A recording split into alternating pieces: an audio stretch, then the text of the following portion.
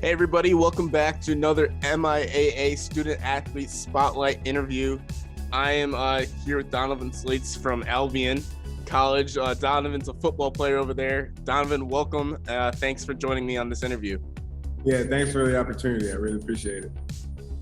So Donovan, this year's been really different. How is it playing a sport that's supposed to be in the fall and the spring? Yeah, so it looks a lot different. It's still the same game in a sense, but one thing in the fall that I find that is a lot different when playing in the spring is that in the fall, you're kind of, bracing yourself for the colder practices later in the year. But now in the spring, it's like almost reversed. So it's colder earlier in the season. You're like, man, I can't wait to these last couple of weeks. So that way it warms up for the games and stuff like that. Because I know myself and a lot of my teammates like to play in that warmer weather. Get your muscles going right. So the MIAA is a fantastic conference, especially for football. Describe your experiences playing at the D3 level and what that's meant to you.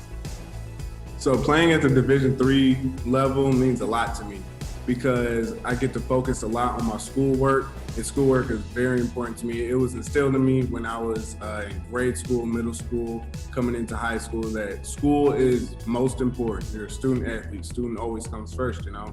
Without that, ain't nothing to it. And another thing is I'm actually from Adrian. So I've always kind of been around the MIAA. Friends of mine have gone to Adrian College. Friends, dad's coaching, so-and-so is going to play for Adrian College. So the MIAA has always been a part of my life for the majority of my life. Being a football player, what are some things that have challenged you in your sport, and how have you seen growth with those challenges? So one challenge that I saw coming in as a freshman is the older guys getting to know all of the younger guys at a personal level. You know what I mean? It's a college football team, so there's a lot of guys, around 120 or something like that. So I always told myself, when I get older and I get put into that position, I'm gonna make sure it's a priority to mine that I'm always connected with the younger guys and making them feel like they're at home, making sure they're always comfortable with talking to me, asking questions, football related, school related, life related. And I've built a lot of connections doing that, and I love it.